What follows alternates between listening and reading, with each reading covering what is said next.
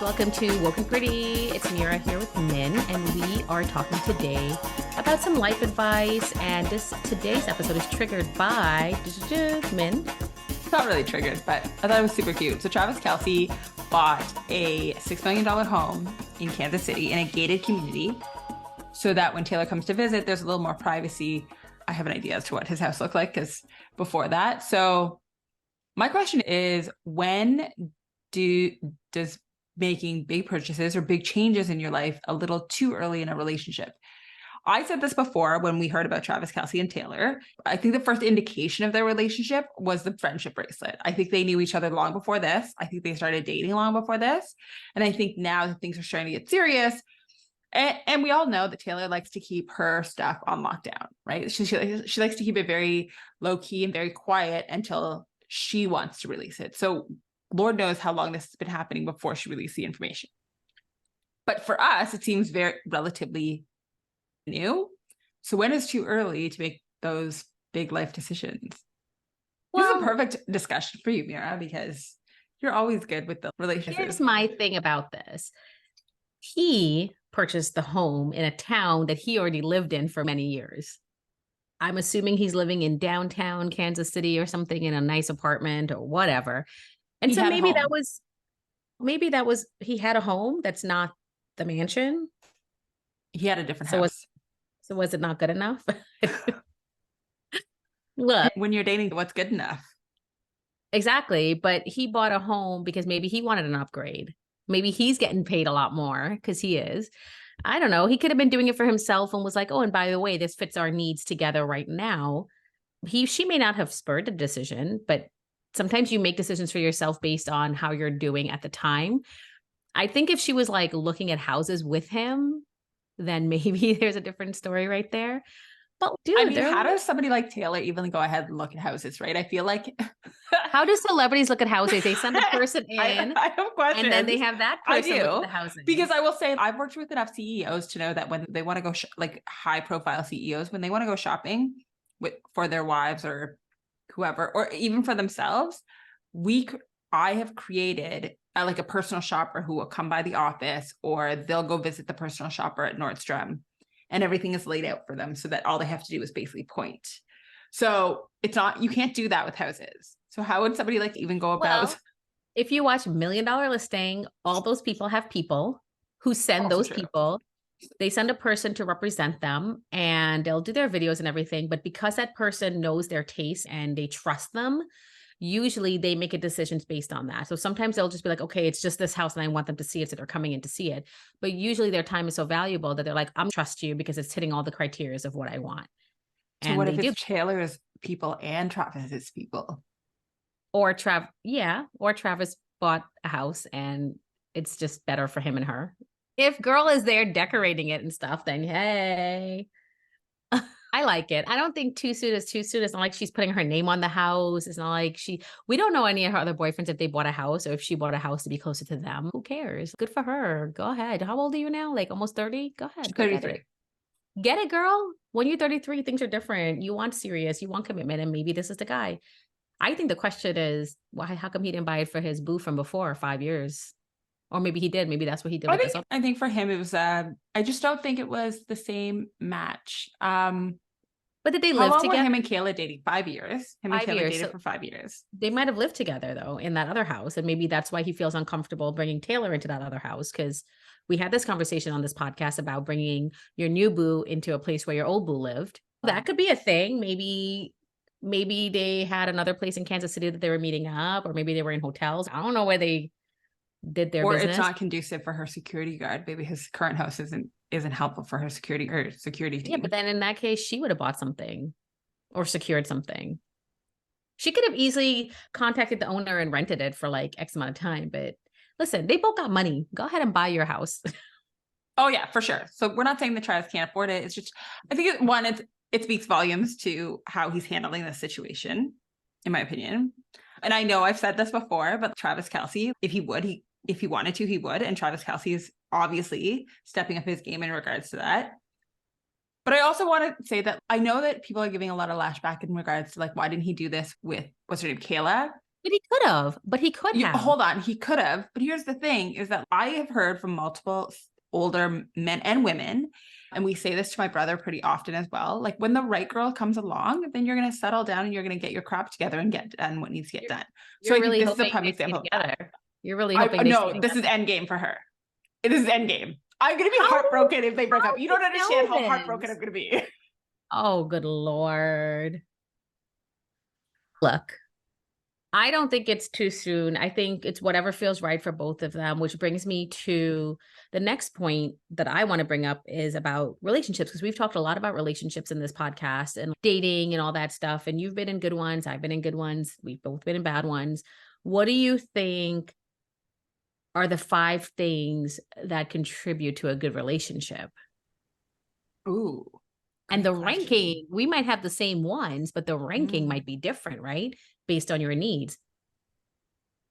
Communication is huge for me. I think communication is huge, but I was just going to say, I think it's huge, but honestly, it's not even the first one for me because my husband communicates like trash. And I love him for it. You know what it is? The minute you were about to say, my husband communicates, as we're getting those words out, all I could think was that phone conversation you told us about when he was like, yep, okay. All the time. Look at your face. And 11 years later, he's still the same. Not even kidding. It's awkward, except for it's not awkward because it's normal. It would be weird if he was like, hey, how's it going, babe? No. But communication, like open communication, I think is important. So it may not be like phone communication. I think it depends, right? It's not like phone communication or texting or whatever, but it's the communication of something crazy that happened or something that you should know about communication, that pathway that you two have. I think that's important. I think respect. I think a lot of people don't put that up there. And that's actually my number one. And when I was younger, I didn't know what that really meant until somebody pointed it out to me. 2 older people they were probably in their 50s pointed it out about, and specifically about this relationship, that he respects you so much. He listens to everything you're saying. He trusts you. And I didn't understand. I was like, that's what struck you. And as I've gotten older, I realized that they're right. We've obviously moved forward. We got married and everything. We make decisions together, or and sometimes it's annoying, make a decision on your own without me, but the respect is there. We're both heard. And I think I never really thought about it in past situations because let's be real, you get your way or you don't get your way, even if you have a discussion, like it's one over the other. So I think respect is really important for me. What do you think about that one?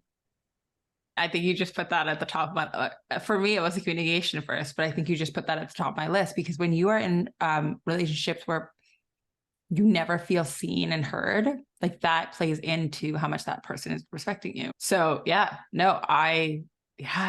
Yeah. And it's also, think about the situation that we're in right now. So I was doing my own business for about 1.5 years. I am back at work, still have my podcast. Of course, I would never leave you guys, and a couple other things, but the respect that was there, that the non-pressure, the non-judgment of me changing my mind about things, moving things around as we do as entrepreneurs.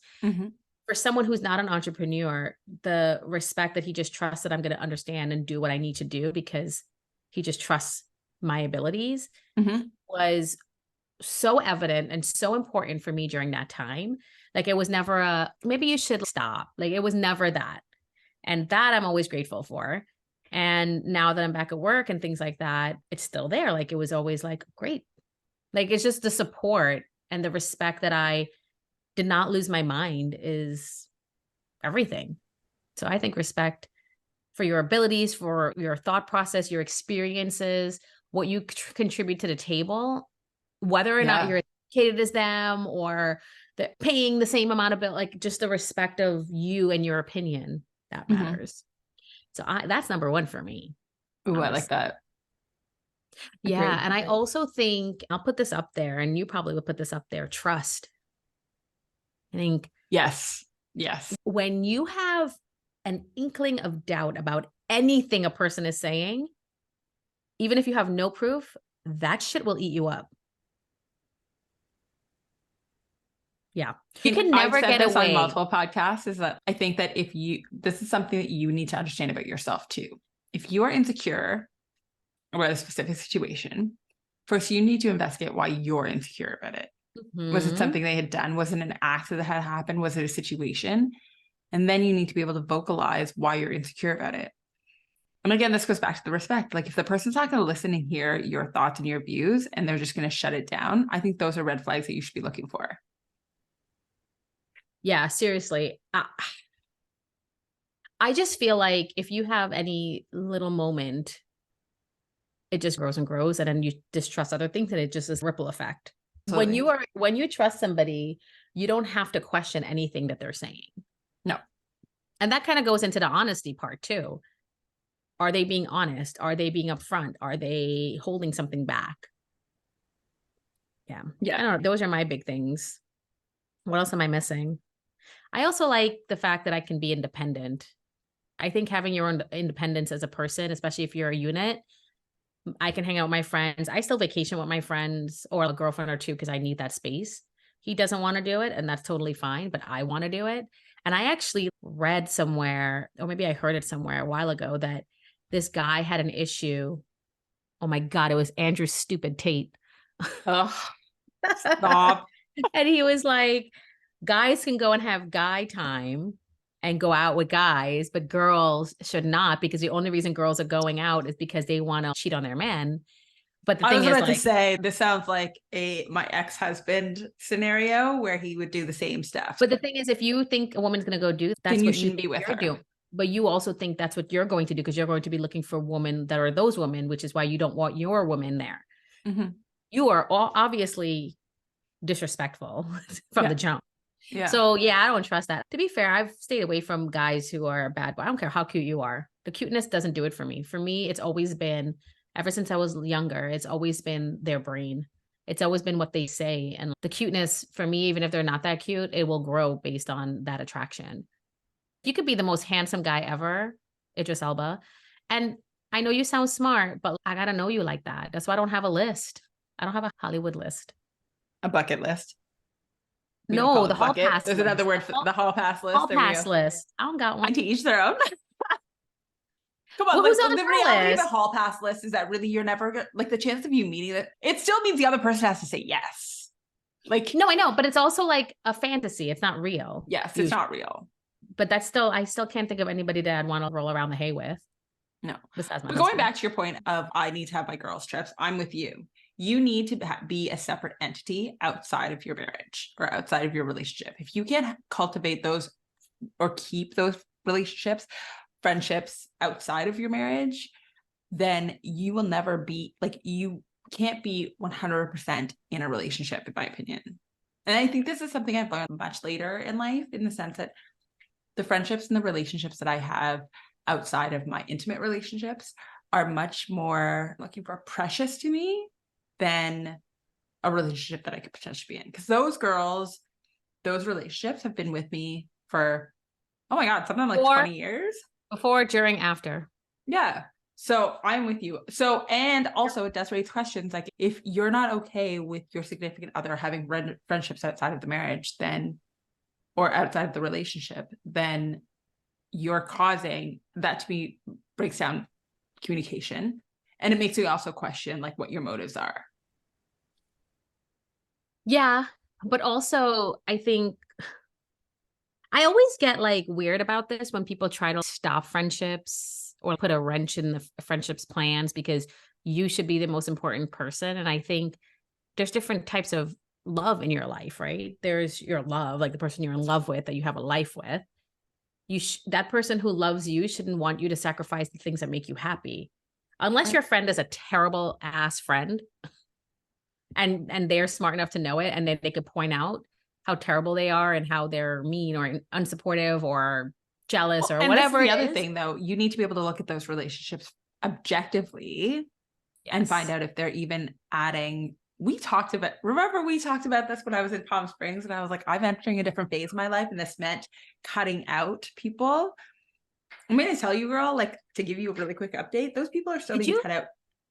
Yeah, and they're still being cut out now. And the more that I am changing who I am, the more that I'm recognizing that they were only, this sounds horrible, but I'm going to say it, you're only seat fillers.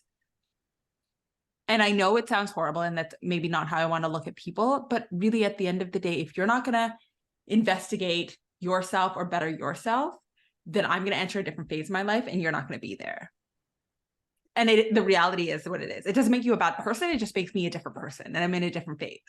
It also doesn't mean you have to dump them or make a big deal about it. You're just moving on and they're not along for the ride. And that's okay. It's different level of friendships.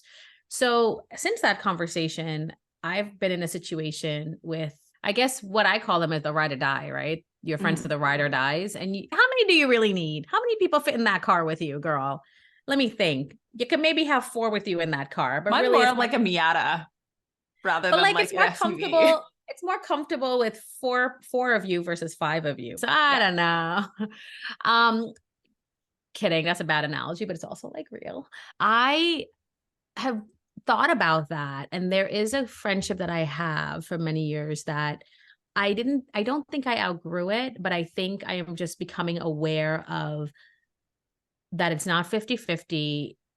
The lack of support is not there, but there's just a lack of nothing and I've been struggling for the past few months to understand how I've been fulfilled in my life by this particular person. And I've come to the conclusion that I just love the person and I don't need to.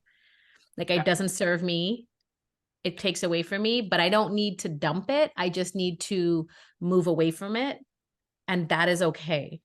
This sounds like a perfect episode for another time, for sure. Can I just say, because I have so much more to say on this, but I feel like this didn't need to be an episode in and of itself, because I think that there are friendships that really, and again, maybe because I'm going through a very different time in my life and where things are very much being turned over.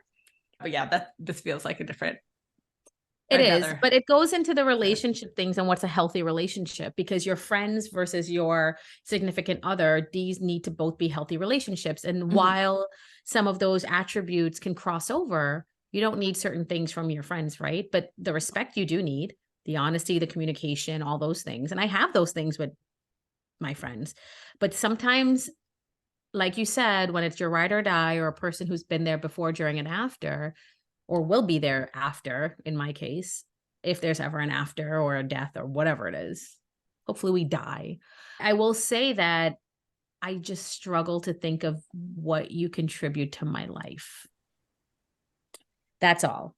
No, what is your value here? I know I add value to you. What is your value to me? And I think that if you have to question the people's value in your life, I think you need to then question exactly they should be in your life. Exactly. And that's the point where I'm at.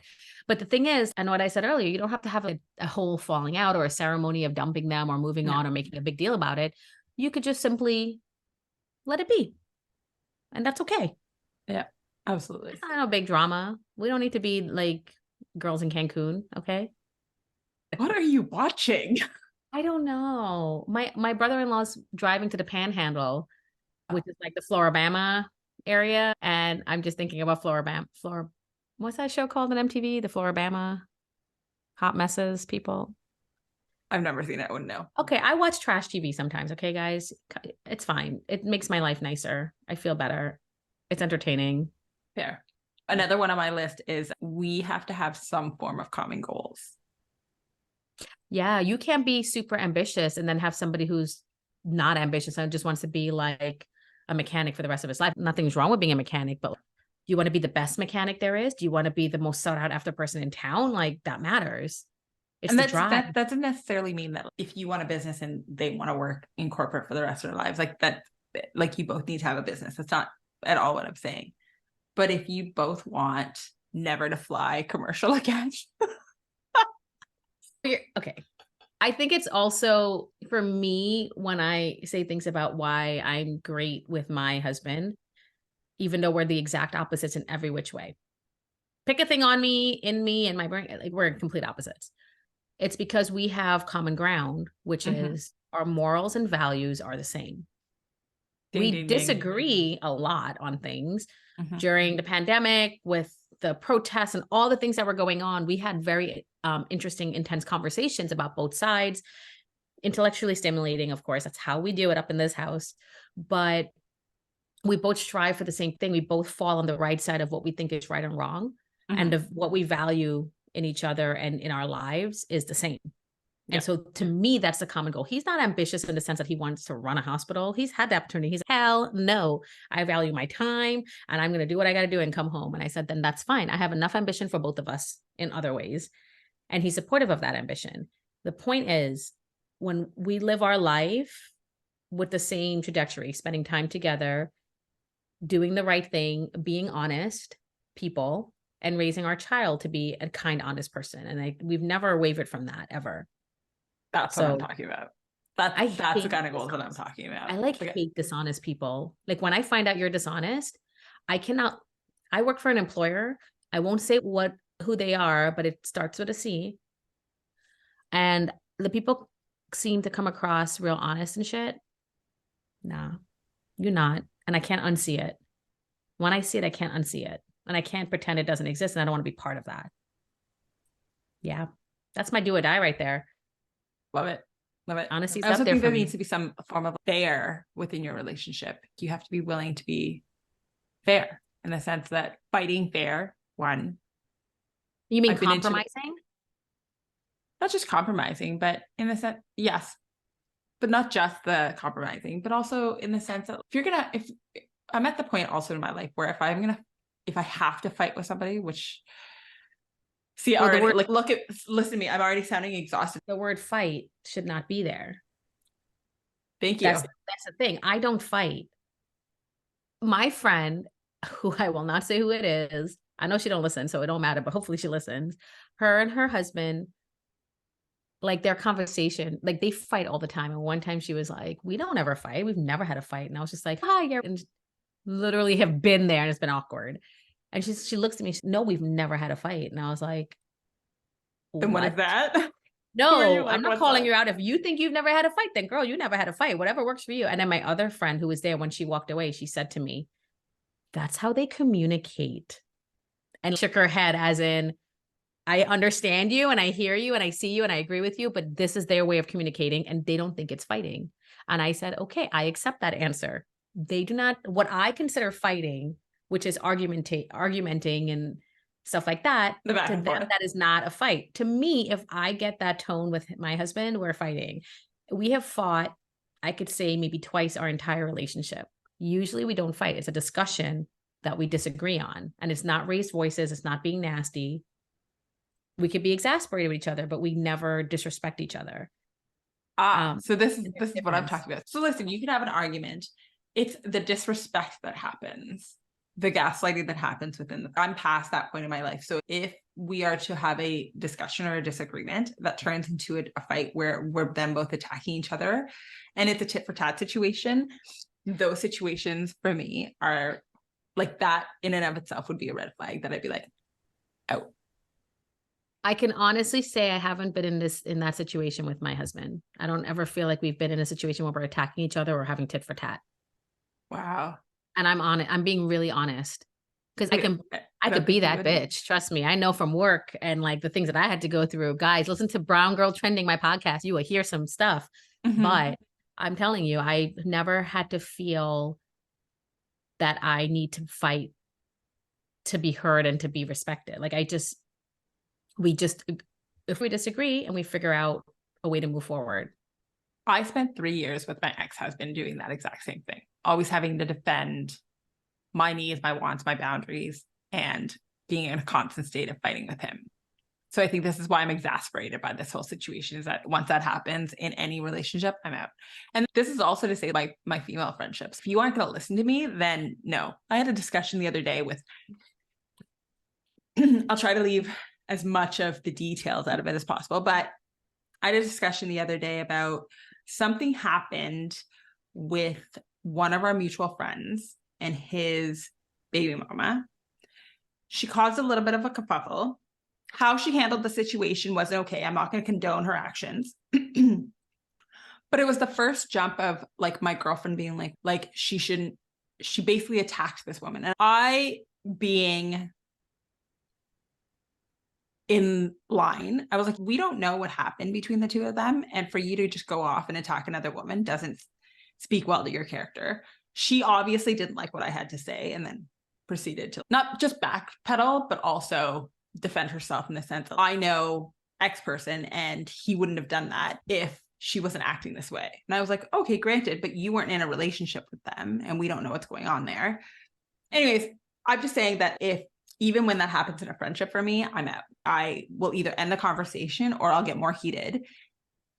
And lately it's me exiting the conversation rather than me getting more heated. Because if I get more heated, then you're going to hear words and punches are thrown. It's just not worth it. It's not. It's not. Have one or two friends that you don't have to do that with. And when you see them, your entire body just relaxes because you know what you're getting. And that's how it should be with your friends. They should be your center of relaxation and understanding, where you don't have to explain what you do and how you do and why you do, because they just know you like that. Mm-hmm. And I am fortunate enough that I have that. I realize a lot of people don't have that. And there have been people that have seen my group of friends and that have an acquaintance with us that want to be part of it. But honey, there's a reason that you don't have that circle yourself, because you haven't spent the time to curate it. You can't just jump into a group and expect to get that treatment. You just can't. And a lot of people do. I will always be grateful for the ones that I have. And if people have to step out because they're not moving on with me, that's okay. I still have your history. We still can do stuff together in a group, but we don't have to do anything we don't want to do. Yeah. But when I see my friends or talk to them, to me, it's me replenishing my soul a little bit in a different way than my husband and my child do, and my mom and my sister. There's different like cups that need to be filled. And my friends it's like a comfortable cup and they just know. And it's like immediate. Just spending time with them for me. I'm a spending time kind of girl. I love that. Yeah. That's a good way to end this, guys. Great. Let's strive to have healthy relationships.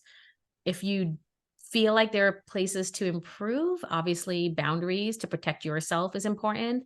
I personally don't think you have to fight. I think if you have to fight, it's okay to take a step and walk away from a situation and find your peace. I really, truly do.